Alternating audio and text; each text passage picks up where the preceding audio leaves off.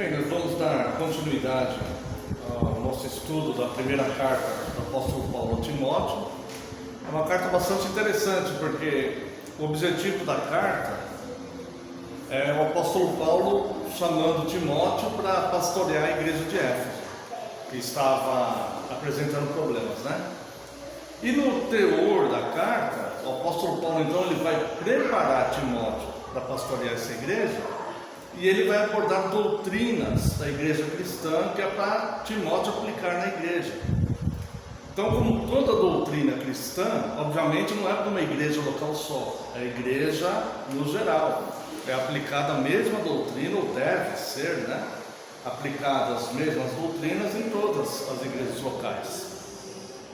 Então, a carta ela toma uma importância muito grande em função disso, porque ele vai abordar várias doutrinas, né, que são muito importantes para nós. E no capítulo 2 ele termina falando da questão da mulher, né, da postura da mulher no culto público, e também com relação à autoridade e o que nós entendemos até como ordenação feminina, né? Ele explica o porquê que não pode. E é separado em capítulo, mas a carta original não é separada em capítulo. Então fica bem claro que logo na sequência, o apóstolo Paulo fala da questão da mulher, ele já aborda características de oficiais. Ele vai chamar de bispo, né? Mas é um sinônimo a presbíteros e pastores. E logo em seguida, ele vai falar também das características para os diáconos. Então nós vemos que é uma sequência ali, que ele está falando das mulheres, né? Da questão da ordenação feminina. Depois vai falar de bispos e pastores, presbíteros, e depois diáconos, tá bom? Então vamos entrar aqui no capítulo 3. Veja que ele termina o capítulo 2 falando a respeito da mulher, né? Todavia será preservada através de sua missão de mãe, se ela permanecer em fé e amor, santificação, com bom senso. Então nós vimos aqui que principalmente aqui se trata da missão de ser mãe do Salvador e também mãe da humanidade, né? Como a mulher é. E logo em seguida ele fala, fiel é a palavra, tá? Então na nossa Bíblia aqui está separado em capítulos, mas na carta não. Então já vem na sequência aqui, fiel é a palavra. Ele continua no mesmo assunto e diz, se alguém aspira ao episcopado, excelente obra almeja, tá? Então, como ele tinha falado aqui, que ele não permitiria que a mulher exerça autoridade de homem, aqui ele vai falar também que não são todos os homens que podem aceitar, né, ou serem ordenados para os ofícios, tá? Então ele vem na sequência e ele fala, fiel é a palavra, se alguém aspira o episcopado, excelente obra almeja, né? Episcopo é uma palavra grega, né, que quer dizer bispo ou supervisor. A ideia é de alguém que tem uma visão mais ampla, que esteja em cima de algo, por exemplo, como se fosse aqueles atalaias do Antigo Testamento, um sentinela, alguma coisa assim, tá? E aí ele vai dizer, ele está excluindo então as mulheres dos ofícios da igreja, do ofício de governo da igreja, do ofício docente e da responsabilidade masculina, né? E logo em seguida então ele aborda mais detalhadamente tais esses ofícios, porque ele vem falar aqui no verso 2, é necessário, portanto, e aí vai dar escrever aqui algumas características que o oficial tem que ter. Aqui no caso nós vamos entender o presbítero e o pastor, tá? Algumas igrejas podem chamar de bispo, que é a mesma coisa, seria a mesma função, tá? E depois ele vai falar a respeito dos diáconos. Então tudo bem até aqui, né? Deu para entender, né? Então vamos ver aqui. Ele exclui alguns homens também do ofício, deixando claro que não são todos os homens indiscriminadamente que podem exercer esses ofícios, tá? Então Paulo mostra que não é qualquer homem, mas deve se obedecer ao critério que ele vai descrever a seguir. Quando ele fala o que almeja episcopado, excelente almeja, não é uma obra comum. Ele não está se referindo a uma obra comum, uma obra simples, né? Que qualquer pessoa possa entender, tá? Ao contrário, é algo de bastante responsabilidade. E algumas pessoas, ao longo do tempo, comentando essa carta de Paulo, chegam a dizer que ele está fazendo uma alusão a Platão. Platão disse assim: as coisas que são excelentes são igualmente árduas e duras, né? Árduas e difíceis, perdão. As coisas que são excelentes são, ao mesmo tempo, são igualmente árduas e difíceis. Então ele fala, quando ele usa essa expressão excelente ou almeja, algumas pessoas dizem que ele está fazendo alusão a essa frase de Platão, né? De qualquer forma, é um ofício difícil. Por isso, ele descreve tantos critérios para serem observados para a admissão de oficiais. E isso é muito importante para aquele que almeja o episcopado, se ele tem esse chamado, né? Como fala almeja, porque ele tem um chamado, uma vocação. É importante para ele e é importante para a igreja também quando chegar o momento de eleger os seus oficiais, tá? Agora, se é uma obra excelente, mas se ela é árdua e dura, por que as pessoas almejam? Né? O que leva as pessoas a desejarem esta obra, né? A igreja ela tem que tomar cuidado, porque o que deve ser o fator motivador que a pessoa queira enfrentar essa dificuldade e esse ofício árduo que tem que ser de fato um chamado de Deus e uma vocação. Porque se ela tiver em mente qualquer outra coisa, ela vai se frustrar no caminho. Se a pessoa não tiver esse chamado, essa vocação, ela pode se frustrar no caminho, pode não ser um bom oficial, ou pode ser uma pessoa não realizada por querer ser um bom oficial e não conseguir ser, porque é uma obra que é totalmente Deus que vai dando direção, de tanta imprevisibilidade que acontece, tantas coisas distintas, não é uma prática normal, né? São situações diversas que acontecem no seio da igreja, porque a igreja é formada por pessoas, né? Então, por que alguém desejaria um ofício, já que é árduo e difícil? O apóstolo Paulo ele fala algo interessante lá em 2 Coríntios, capítulo 3, verso 5. Segunda carta aos Coríntios, capítulo 3, verso 5. Não que por nós mesmos sejamos capazes de pensar alguma coisa como se partisse de nós. Pelo contrário, a nossa suficiência vem de Deus. Então, se o oficial ele quiser governar a igreja com a sua própria mente humana, ele vai enfrentar dificuldades. Mas se ele for um vocacionado e for chamado, o próprio Deus vai dando essa suficiência. Porque é o mesmo Deus que conhece o coração das pessoas, porque o oficial ele não conhece o coração das pessoas. Então, se ele for pegar uma técnica ou usar da experiência humana dele, da vivência, ele vai cometer erros e equívocos, porque ele não consegue ver a intenção das pessoas, o interior do coração, o que acontece em cada caso, né? Mas quando ele é vocacionado, quando ele é chamado, essa suficiência vem de Deus, porque o mesmo Deus que vai orientar o que ele deve fazer, o que ele deve falar, como tratar cada situação, é o mesmo Deus que conhece o coração das pessoas. Não que Deus vai revelar para ele o coração das pessoas, claro que não, né? Mas ele vai saber lidar dentro do chamado de Deus, porque a igreja tem um dono que é Cristo. Cristo é o dono da igreja, né? E as ovelhas, né, chamadas de ovelhas, né, elas pertencem a Cristo, não ao oficial, tá? Então vamos lá. vamos ver aqui as características que ele fala, né? Verso 2 ele fala: é necessário, portanto, que o bispo seja irrepreensível.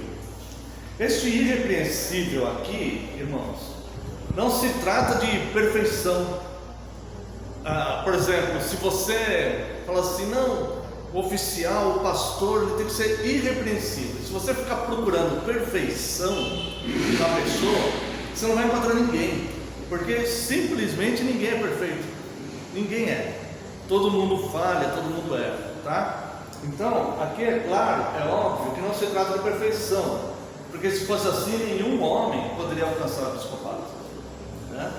A primeira coisa que a gente aprende na fé é que nós somos indignos e somos falhos e pecadores.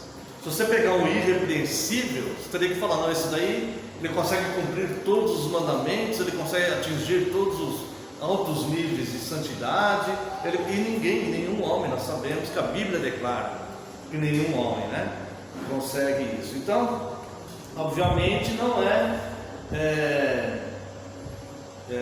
não se trata de perfeição, tá?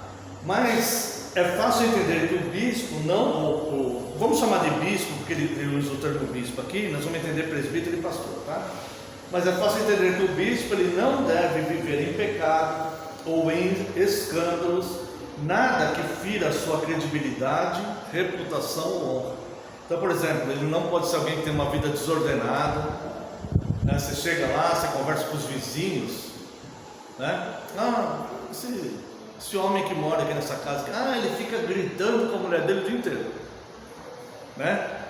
Ele, sei lá, ele espanca lá os filhos dele, faz coisas, né? Ou ele chega de madrugada, com o carro alto ali, embriagado, coisas. Ele não pode viver desordenadamente, tá? E obviamente não pode estar em pecado. Então, quando fala irrepreensível, é aquele que tem uma vida ordeira, né? Que ele não está em pecado e que ele procura viver os padrões da fé. O pastor, o presbítero, ele tem que ser exemplo do rebanho. A palavra de Deus fala isso, né? Aí já começamos a ver como é difícil, né? E como é árduo a caminhada, tá? Tudo bem até aqui?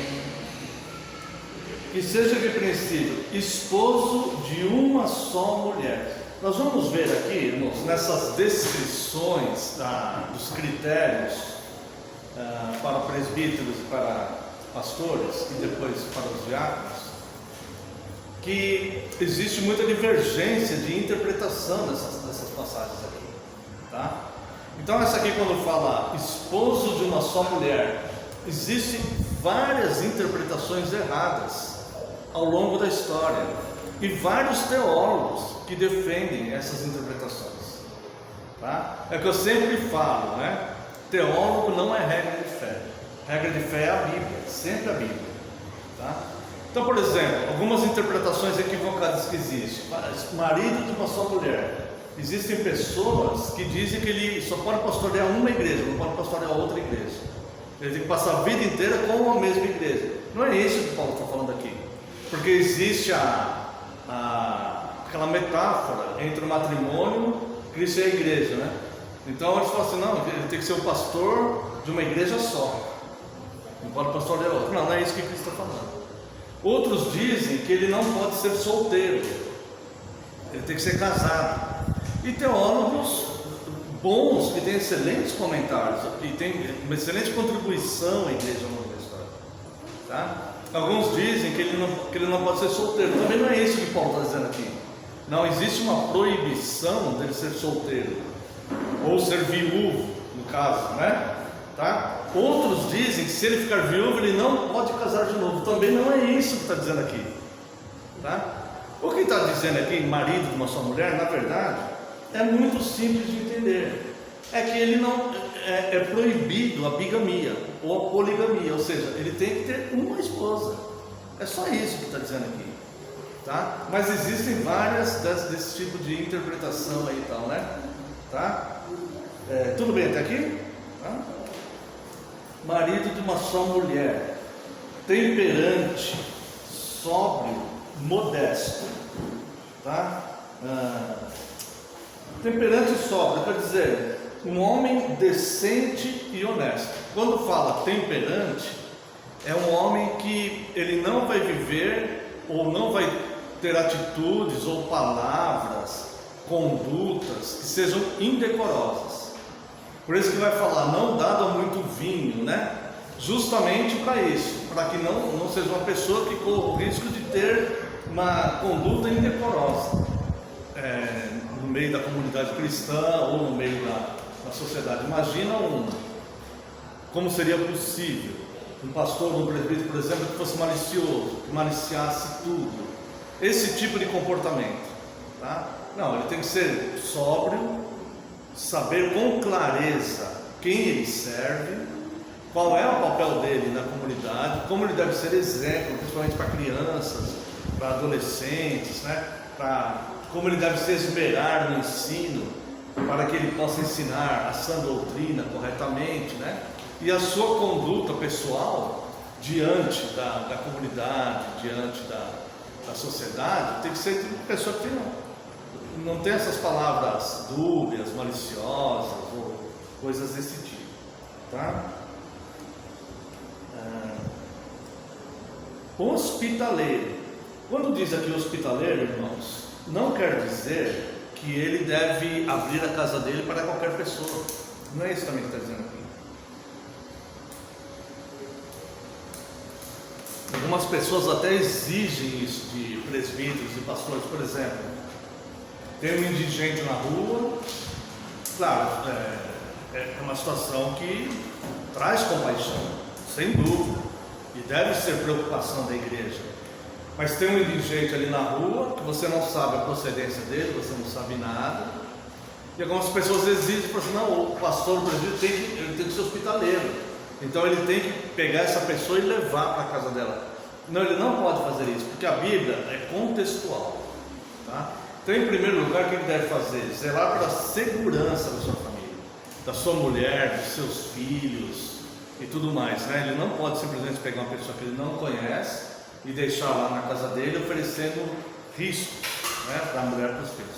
Quando eu falo hospitaleiros, é principalmente no sentido assim, receber aquele que vem em viagem missionária, vem em trabalho em nome de Cristo, um irmão que por algum motivo não tem onde ficar, um irmão que vem de uma outra cidade por algum motivo, esse tipo de coisa. Está dando para entender? Não é algo que ele deve pegar uma pessoa que ele não conhece, né? Eu lembro uma notícia que saiu no jornal, certa vez, um pastor de uma igreja ali, uma outra igreja que não a nossa, né? E ele, rapaz, esse pastor tinha 35 anos, estava noivo, ia casar tudo, e ele começou a tratar um morador desses de rua, e ele fazia aquilo com todo amor, e cuidava daquele morador. Então uma hora ele pegou e levou aquele morador para casa, ele morava sozinho, ele levou aquele morador de rua para a casa dele, para evangelizar, cuidar daquele homem, tentar encaminhar ele, talvez um emprego, um curso, alguma coisa, né? Fazendo tudo aquilo com uma boa vontade, mas infelizmente um dia aquele homem matou aquele pastor, antes do casamento. Foi roubar alguma coisa ali na casa do pastor e matou aquele pastor. Então esse pastor não morava sozinho, ele não expôs a família dele ao perigo, né?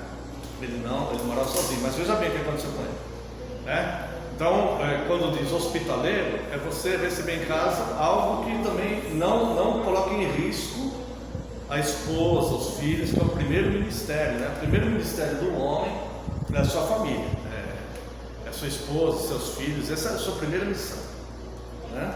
E do pastor e do presbítero também, a primeira missão é a sua casa. Nem só isso, né? Mas não traga paz para a sua família, né? Lembra aquele que a gente conheceu, né? Ele trouxe a irmã para morar com ele, porque não era doente, mas fazia da vida da mulher um inferno.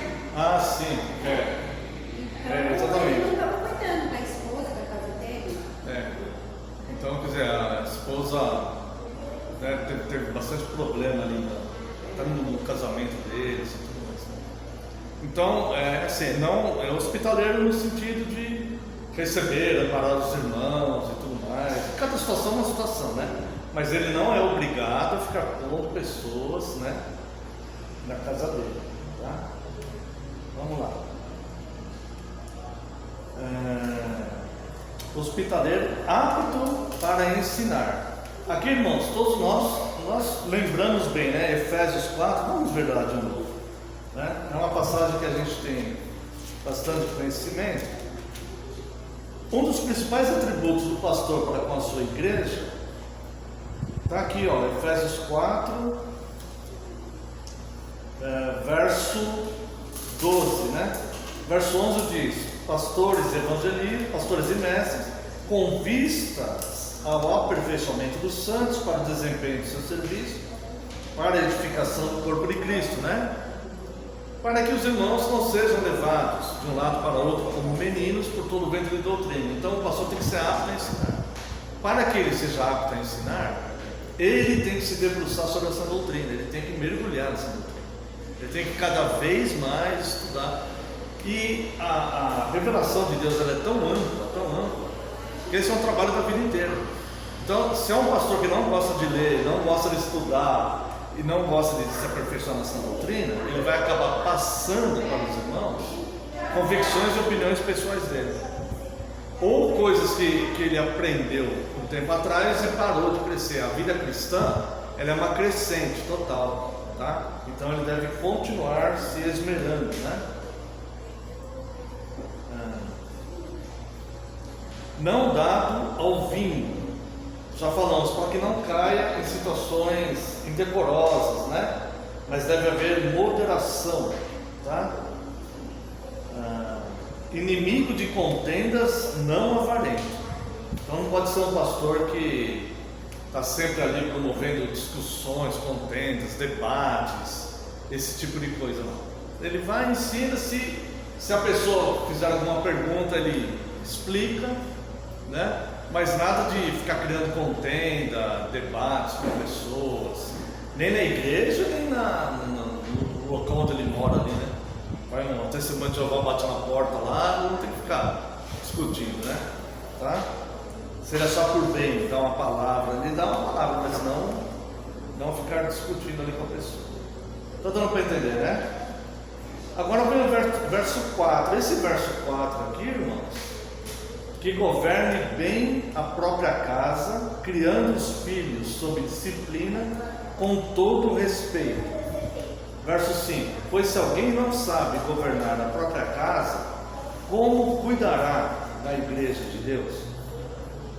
Aqui nós vemos, o pastor, ele tem duas famílias. Ele tem a família dele, a casa dele, e tem a igreja, que é a família de Deus, que ele faz parte dessa igreja, né? Quando fala aqui governar bem a própria casa, manter os filhos sob disciplina, isso aqui tem tanta interpretação diferente, mas muita, inclusive no meio reformado, tem teólogos que pensam de um jeito e tem teólogos que pensam de outro, tá? Então o que nós temos que fazer? Encontrar aqui um bom senso, tá? Por exemplo, alguns dizem assim, que nem Douglas Wilson mesmo, ele disse: se o filho não for crente, não for cristão, o pastor está desabilitado do ministério. Agora, a maioria dos outros teólogos discordam disso, tá? Vamos tentar encontrar um meio termo aqui, tá? Governe bem a própria casa. Não é uma avaliação medida pelo caráter dos filhos, se os filhos são bons ou se os filhos são maus, tá? Um homem pode ter 10 filhos, 9 ser bons e 1 ser mau, e todos tendo a mesma criação. Ele pode ter 10 filhos, 9 serem maus e 1 ser bom. Então a avaliação, ela não tem a ver com o caráter do filho, tá? Mas sim como o pai cuida desse filho, das regras deste filho na casa, tá? Vamos lá. A avaliação, ela não é feita pelo filho, mas pelo que o pai, como chefe da família, ensina e permite dentro da sua casa. Tem dois exemplos aqui. O primeiro é Eli. Quero convidar os irmãos a abrir lá em 1 Samuel, capítulo 2, verso 23. 1 Samuel, capítulo 2, verso 23.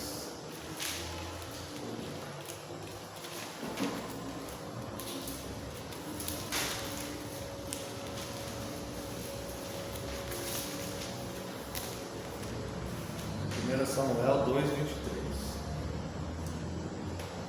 Vamos ver o 22. Era, porém, Eli já muito velho e ouvia tudo quanto seus filhos faziam a todo Israel, e de como se deitavam com as mulheres que serviam à porta da tenda da congregação. E disse-lhes: por que fazeis tais coisas? Pois de todo este povo ouço constantemente falar do vosso mau procedimento. Não, filhos meus, porque não é boa fama esta que ouço. Estais fazendo transgredir o povo do Senhor. Pecando o homem contra o próximo, Deus lhe será o árbitro. Pecando, porém, contra o Senhor, quem intercederá por ele? Entretanto, não ouviram a voz de seu pai, porque o Senhor os queria matar. Então veja o que ele fala aqui. Que ele fala: os filhos de Eli, eles tinham um mau procedimento diante do povo, diante da casa de Deus, certo? Eli ouvia esses comentários, mas não repreendia os seus filhos. Ele não repreendia os seus filhos, tá? Ele até diz, ele chega a dizer aqui para os seus filhos, né? Se um homem pecar contra o próximo, Deus lhe será o árbitro. Pecando, porém, contra o Senhor, quem intercederá por ele? Então, se o oficial permite pecados dentro da sua casa, permite que os filhos vivam em desarmonia, a palavra de Deus e tudo, ele está pecando contra o Senhor. Ele está pecando. Então, o que tem que fazer a avaliação não é o caráter do filho, não é o filho que vai ser avaliado se vai ser oficial ou não. O que tem que ser avaliado é que tipo de criação e de regras que o pai põe na casa dele. Se enquanto o filho está na casa dele, as regras têm que existir e o pai tem que existir isso, tá? Olha só aqui, nesse mesmo capítulo aqui de 1 Samuel, aliás, no capítulo 3, verso 13.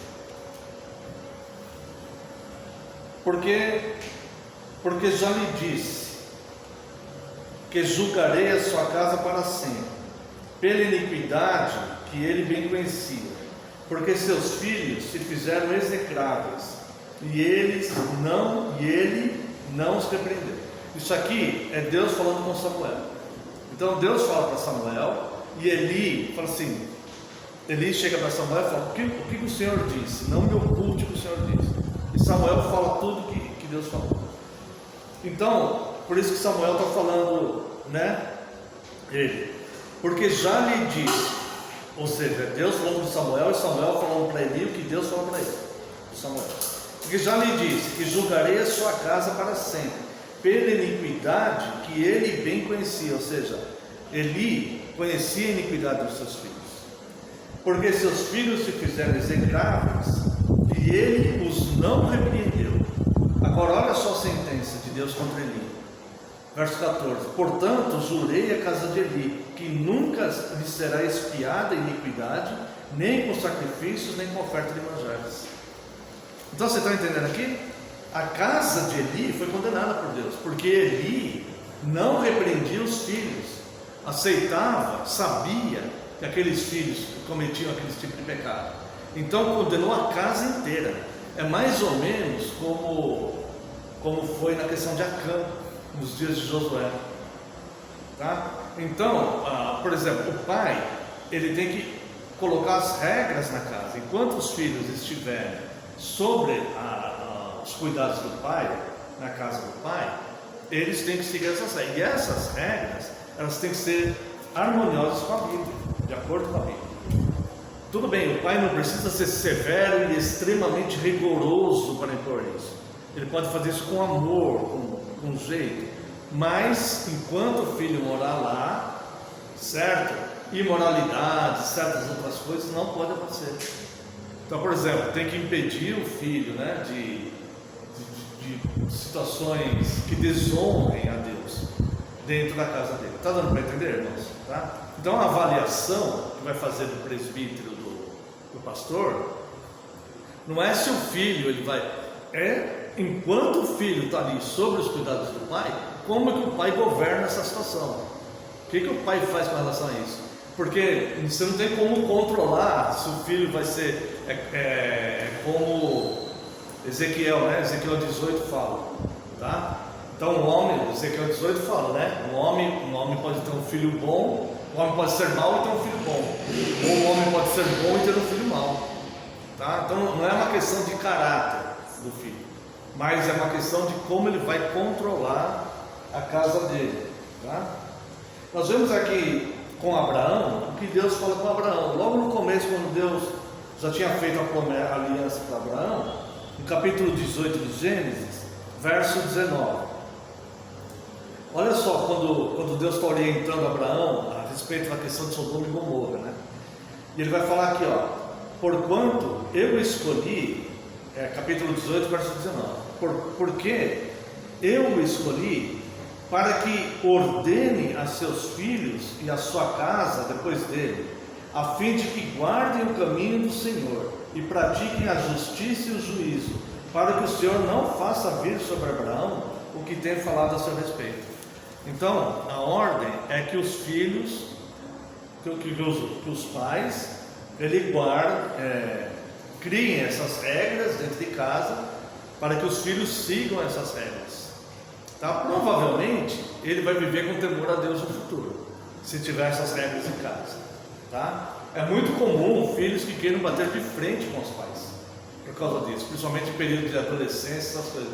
Mas o pai não pode ceder, né? Aqui na nossa casa, nós servimos a Deus, aqui, né? Teu pai serve a Deus enquanto está aqui nessa casa. Tentar falar com amor, tentar, né? Tomar cuidado com que tipo de programa se assiste em televisão, que tipo de música que entra, quais sites que o filho, hoje em dia é quase impossível você impedir o filho de ter que fazer uma pesquisa para a escola, vai usar a internet, né? Antigamente era biblioteca, né? Hoje em dia é tudo internet e tudo mais, então é muito difícil controlar, embora existam mecanismos, né? Senha, essas coisas assim, né? O mais importante é ele entender as leis de Deus, né? E o amor que existe, a misericórdia que existe em Deus, e que Deus não é repressor e por isso coloca essas práticas, mas é justamente para preservar, né, de más consequências e tudo mais e tal, tá? Está dando para entender, irmãos? Então o marido e ao pai, ele deve governar a casa com regras justas e regras bíblicas, tá? Agora, se o filho saiu da casa, cresceu, foi trabalhar e tem uma vida que não honra o Evangelho, não é essa avaliação que tem que ser feita no pastor presbítero. A avaliação que tem que ser feita no pastor presbítero é o que ele ensinou para esse filho, como ele conduziu esse filho, levava o filho para a igreja, se ensinava o Evangelho para o filho e as regras que tinha na casa dele. Ficamos com dúvida aqui? Essa é uma questão que tem muita controvérsia, muita controvérsia. Muitas pessoas falam que não, se o filho não tiver um caráter cristão, o pai não pode ser um presbítero, não pode ser um pastor e tal, tá? Mas no caso a avaliação tem que ser com o oficial, né? E como que ele cria os filhos dele, se ele tiver filhos ainda, sobre os cuidados dele, sobre a sua tutela, tá bom? Davi é novo segundo o coração de Deus, né? Sempre o Senhor é citado na Bíblia inteira, né? Os filhos de Davi, tudo, descendência dele, Jesus Cristo, mas teve um filho que queria matar, que não, né? Sim, teve até o caso de Absalão. Então, o Absalão. No caso, então, quer dizer, o Senhor nunca culpou Davi. Se fosse essa maneira assim, o Senhor ia culpar e falava, foi por tua causa que teu filho está assim. Então falou para Elias, né? Você é o culpado. Exatamente. Então, no caso dele, não. No caso, que ele teve esse caso aqui de Eli, o problema de Eli é que Eli não repreendia os filhos, ele sabia o que os filhos faziam, né? As coisas do Senhor pertencem a você. Porque naquela época o sacerdócio era de linhagem, então passava de pai para filho, né? O sacerdócio. Então, às vezes, o homem mais ímpio da nação era o sacerdócio. É como na época de Cristo, né? O sacerdócio Anás e Caifás chegaram a subornar o povo para levantar um falso testemunho, quebrando o novo mandamento contra Cristo. E eles conheciam muito bem os mandamentos, né? Então, às vezes, o homem mais ímpio da nação era o sacerdote, porque era questão de linhagem, né? Às vezes o pai era bom e o filho não. E o filho não era. Ou às vezes era o contrário, às vezes o pai era mau e o filho era bom, tá? Então não tem muito a ver com a questão do caráter. É discutível, tem pessoas que discutem, a gente respeita a opinião das pessoas, né?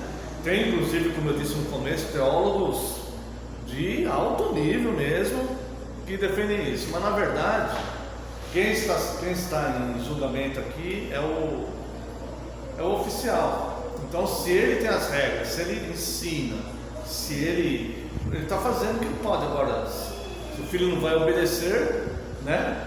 Ou conseguir mais tarde, né? Tá? Deu para entender, irmãos? Mais ou menos? Tudo bem, vamos lá. Apesar que sabemos que tem pessoas que pensam bem diferente. Verso 6: Não seja neófito, para não suceder que se ensoberbeça e incorra na condenação do diabo. Essa palavra neófito aqui, ela quer dizer novo na fé, inexperiente, uma pessoa que ainda não é experimentada na fé, tá? Então, a palavra, o critério aqui é que aqui é uma proibição clara. Da mesma forma que tem a proibição ali para a mulher, tem a proibição aqui, não pode ser não pode. Porque ele pode entrar em soberba, em orgulho, ele ainda não está experimentado na fé. Ele não conhece o mecanismo. É muito, normalmente as igrejas, que nem a nossa aqui tudo, a pessoa tem que ter no mínimo 2, algumas 3, 4 anos de membresia. Antes né? A nossa aqui são 2 anos de membresia, antes de ser indicado. Agora, nós sabemos que existem algumas denominações que são indicadas imediatamente. Às vezes a pessoa mal chega ali, já dão um ofício para ele, já dão, né? Isso daí é muito perigoso na igreja de Cristo, chega a ser imprudente isso. E eu falo isso com amor, não é uma censura, mas é uma censura, sem dúvida é uma censura, mas é em amor. Essas coisas não é bom que sejam assim, e está justamente o contrário das Escrituras, né? Agora, a pessoa ficou uns 2 anos ali, você já conhece bem, então já sabe se pode indicar ou não, tá? Tudo bem? Verso 7.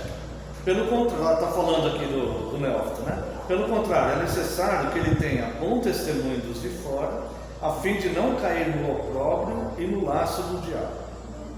Aqui a partir do verso 8, vai falar sobre os diáconos, tá? Então nós vamos passar aqui mais rapidamente por cima, porque quando a gente chegar lá em Tito, nós vamos dar uma ênfase maior aqui na questão dos diáconos, tá?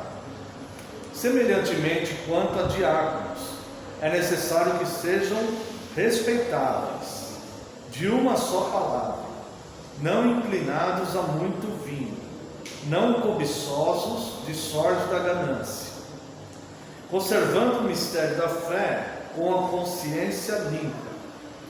Também sejam estes primeiramente experimentados, e se mostrarem irrepreensíveis, exerçam o diaconato. Então, veja que no verso 8 ele fala semelhantemente. Então, os mesmos critérios praticamente usados para presbíteros e pastores se aplica também ao ofício diaconal, tá?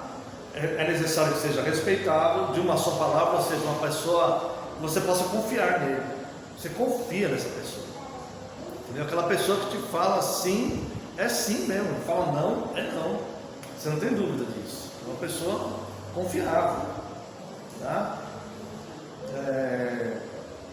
Não inclinados a muito vinho, a mesma coisa, para que não caia em situações indecorosas, né? E tudo mais, tá? não cobiçosos de sorte da ganância, ou seja, o primeiro objetivo dele não pode ser ver no Evangelho uma fonte de lucro, né?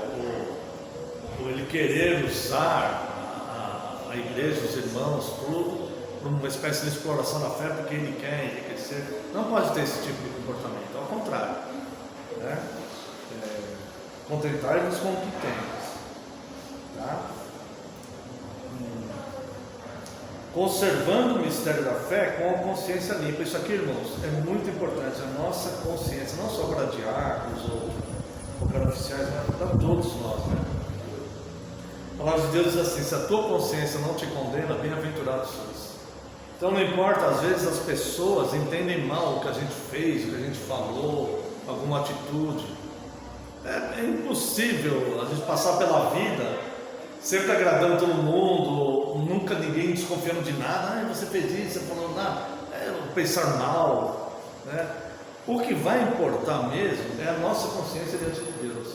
Então o cristão, ele tem que ser suficientemente maduro e treinado para ele saber quando ele errou, se entristecer realmente, se arrepender, falar: Senhor, perdão porque de fato eu errei, confessar a Deus, abandonar e tal.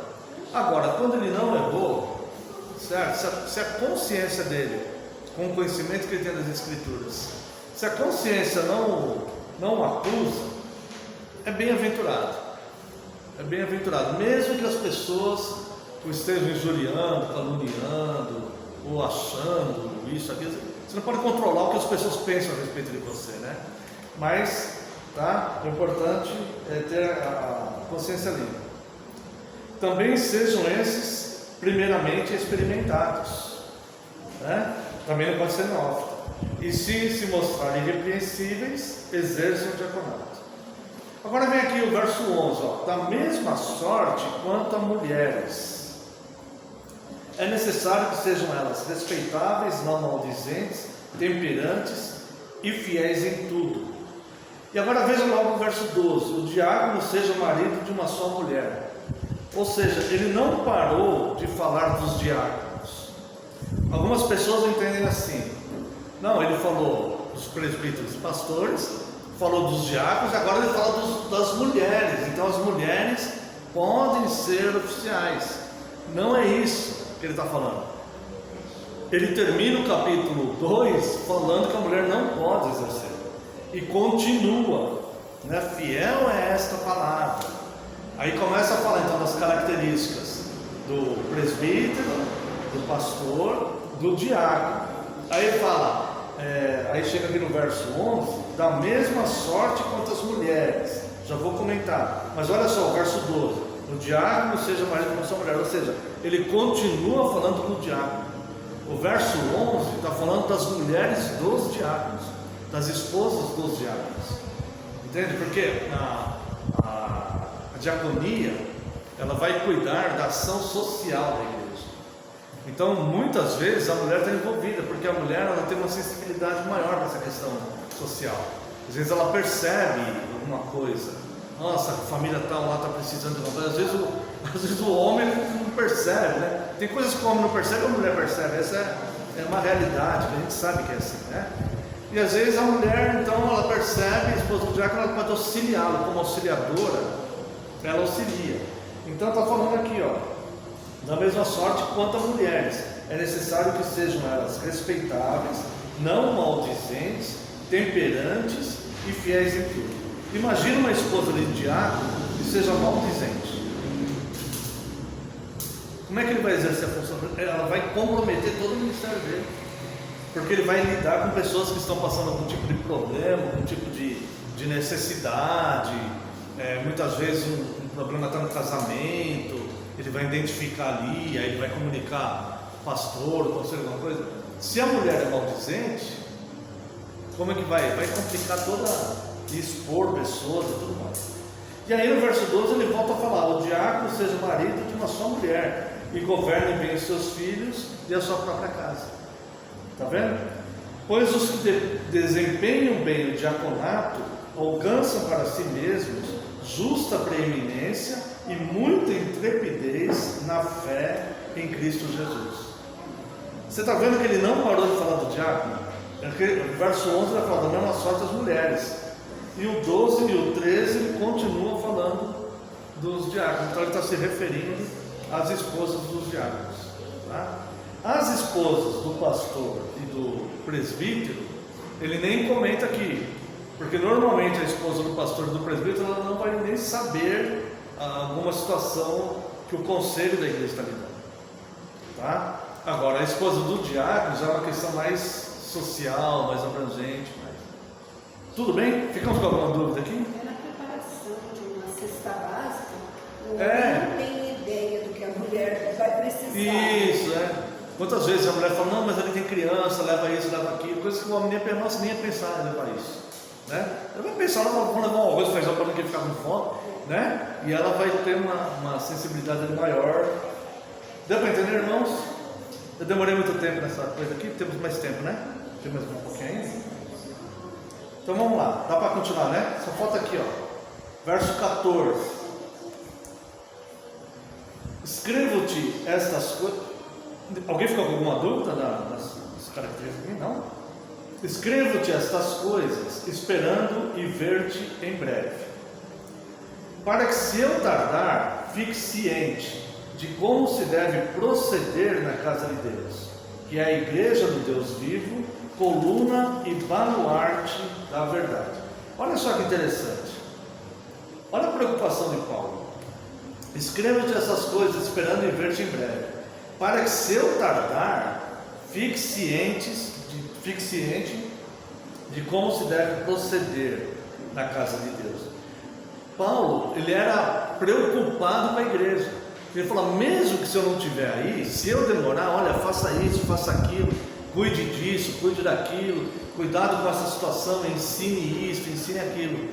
Então, mesmo estando ausente, Paulo se preocupava com a igreja de Cristo. Esta preocupação que Paulo demonstra com a igreja tem que ser a preocupação de todo fiel. Primeiro do pastor, do conselho da igreja, dos oficiais diáconos, mas de todos os fiéis. Todos devem estar preocupados e envolvidos com a igreja. Por quê? Porque nós somos membros uns dos outros. O que nos move é amor. Nós não fazemos parte de um clube social. Se você faz parte de um clube social, você não está muito preocupado ali com quem está do seu lado lá na piscina ou jogando tênis, né? A igreja não, o que move a igreja é o amor, é a comunhão, é a preocupação com os outros, é o chorar com os que choram, alegrar com os que se alegram. Então, todos devem estar preocupados, a exemplo do que o apóstolo Paulo falou. Tá? Para que, se eu tardar, fique ciente de como se deve proceder. Aonde? Qual termo o apóstolo Paulo usa aqui? Na casa de Deus. Ele usa o termo aqui, casa de Deus. Hoje em dia tem uma legião de pessoas, principalmente em redes sociais, dizendo que não é casa de Deus. Fala assim, não, mas não é casa de Deus, porque Deus não habita em templo feito por mãos humanas. Eles não entendem que Paulo falou isso, o contexto em que Paulo falou isso lá tá? E de fato, Deus não habita mesmo num prédio, fica lá dentro, isolado, só quando você abre, Deus está lá de novo, quando você sai, ele fica lá dentro. Obviamente que não, tá? Mas a igreja é de fato a casa de Deus. Por quê? É na casa do Pai que ele reúne seus filhos. É na casa dele que ele congrega os seus filhos. Na casa dele que ele recebe a sua família. Então pode ser num templo, pode ser numa sala, pode ser na casa de alguém. Aonde a igreja se reúne, ali é a casa de Deus. A igreja é um ajuntamento em assembleia, tá? Essa palavra eclesia, ela era usada pelos gregos. Os gregos inventaram a democracia, né? Então a forma de governo era plebiscito. Então eles convocavam homens com mais de 18 anos. Não sei se eu já falei isso. Eles convocavam os homens, quando eles tinham um projeto de lei para aprovar, eles convocavam os homens com mais de 18 anos para se reunirem no Senado em Atenas, e eles apresentavam o projeto e os homens votavam sim ou não em plebiscito aquele projeto. Essa palavra de convocação para o ajuntamento do Senado é eclesia, que é a igreja. Então a igreja é ajuntamento em assembleia. Tá? Então não existe igreja de pessoas isoladas. A igreja é o ajuntamento. Tá? Quando se fala, não, mas ela é invisível, o que é invisível é o corpo de Cristo. O corpo de Cristo, nós somos membros do corpo de Cristo, né? Você não, nós somos a igreja, não, nós somos membros da igreja, né? Nós somos, é um monte de coisa que tem que ficar, porque assim, é uma parte certa, uma parte certa como errada, uma parte certa como errada, uma parte certa como errada, assim. Você fala, não, realmente mas é assim, isso aqui, isso está certo, isso está errado, você tem que ficar fazendo isso o tempo todo, né? Então, não é casa de Deus no sentido que Deus fica preso lá dentro, não, Deus não fica, mas é casa de Deus, sim. E a própria Bíblia diz que é casa de Deus, porque é onde Ele reúne seus filhos, tá? E fala mais, como se deve proceder na casa de Deus. Então, se existe uma orientação de como proceder lá, obviamente você tem que ir lá. Como você vai proceder lá? Nesse ajuntamento de pessoas, ou seja, na congregação, congregando, tá? Não só que eu estou isolado aqui, eu oro, Deus me abençoe, tá? E essa casa de Deus é a igreja do Deus vivo, tá? Veja que a casa de Deus é a igreja do Deus vivo, coluna e baluarte da verdade, ou seja, baluarte é apoio, suporte. Se você pegar dicionário, vai estar lá, fortaleza inexpugnável. Essa é a igreja, e é por isso que ela é tão combatida assim, tá? É a coluna que sustenta o edifício. É assim que Paulo descreve a igreja, e é assim que Paulo está tratando da igreja local aqui, tá? A igreja congregada, essa coluna e baluarte da verdade, é a ferramenta que Deus usou para manter a sua palavra viva até hoje, tá? E aí ele vem dizer aqui, ó, evidentemente grande é o mistério da piedade. Isso aqui era um hino que eles tinham no começo da igreja, e Paulo ele usa aqui, e ele fala, evidentemente grande é o mistério da piedade. Provavelmente era um hino, né? Não podemos afirmar 100%, mas é quase um consenso para ele. Evidentemente grande é o mistério da piedade. Aquele que foi manifestado na carne, foi justificado em espírito, contemplado por anjos, pregado entre os gentios, crido no mundo, recebido na glória. Então grande é o mistério da piedade. Então Paulo, ele expõe o grande valor e louvor que a igreja deve receber. Que a igreja, ela, como sendo coluna e baluarte, ela não deve ser estimada abaixo do seu real valor. A igreja, ela não tem que ser adorada, nem louvada. A igreja, ela não é perfeita e tudo mais. Mas a igreja, ela não pode ser estimada abaixo do seu real valor, porque a igreja representa Cristo no mundo. Cristo que instituiu a igreja. Foi o próprio Cristo que instituiu a igreja. A igreja é de Cristo. A igreja não pode ser tratada de forma banal. A igreja não pode ser tratada de forma traiçoeira. A igreja, ela merece todo o respeito, toda a reverência, certo? As pessoas, quando estão na igreja, a igreja tem que ser um lugar de refúgio, tem que ser o corpo de Cristo ali reunido. Hoje em dia, a igreja é massacrada nas redes sociais. Acontece uma coisa lá na política, eles falam mal da igreja. Acontece uma briga no estádio de futebol, eles falam mal da igreja. Pode reparar. Acontece um problema lá eles falam mal da igreja. Tem um pobre morreu um pobre de fome lá numa praça no centro de uma grande cidade lá, ou de frio, eles falam mal da igreja. Então a igreja, ela é totalmente combatida pelo mundo, pelas forças opositoras, tá? Agora, pelo menos os cristãos, eles devem ter a igreja em autoestima. Se o mundo não tem, o mundo deveria ter, mas se o mundo não tem, os cristãos devem ter a igreja em autoestima. A igreja, até nas constituições, como na Constituição do Brasil, por exemplo, ela é parte fundamental em momentos de crise. A igreja, ela tem que estar com as portas abertas em momentos de crise, de guerra e tudo, que é para consolar pessoas. Isso foi muito usado no período da pandemia, foi muito dito isso. pessoas entrando em depressão, tudo, o papel da igreja é muito grande, né? Haja visto que trabalhos, por exemplo, que o Estado não cobre, como dependentes químicos, por exemplo.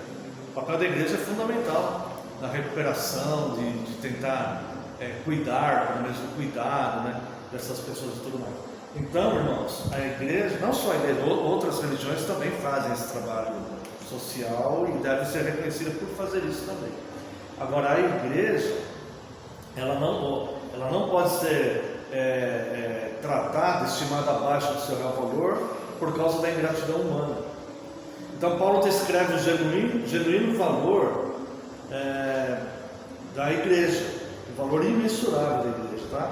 Não algo trivial ou banal, mas a revelação do Filho de Deus. Cristo instituiu a igreja e é o seu dono, tá? Em Cristo estão ocultos todos os tesouros, né? Se a gente fosse ver lá, não vai dar tempo, mas Colossenses 2,3 fala isso. Então, diante de toda essa grandeza, pastores e presbíteros, diáconos, devem entender a importância da igreja local e devotar-se a Cristo com profunda consciência e reverência. A ingratidão humana combate a igreja. O conhecimento de Cristo pelos seus líderes é fundamental. E Paulo então termina o capítulo com esse hino de louvor, exaltando a grandeza de Cristo, né? Vamos comparar aqui com Efésios 3,18 para a gente terminar? Efésios capítulo 3, verso 18. Vamos ler do 18 ao 20. A fim de poderes compreender com todos os santos qual é a largura e o comprimento e a altura e a profundidade, e conhecer o amor de Cristo, que excede todo entendimento, para que sejais tomados de toda a plenitude de Deus. Ora, aquele que é poderoso para fazer infinitamente mais do que tudo quanto pedimos ou pensamos, conforme o seu poder que opera em nós. Essa é a voz da igreja. A igreja que mantém viva essa palavra e essa instrução até o século XX. Então, para terminar, eu vou ler de novo aqui o verso 16, que provavelmente era o hino que eles cantavam, né?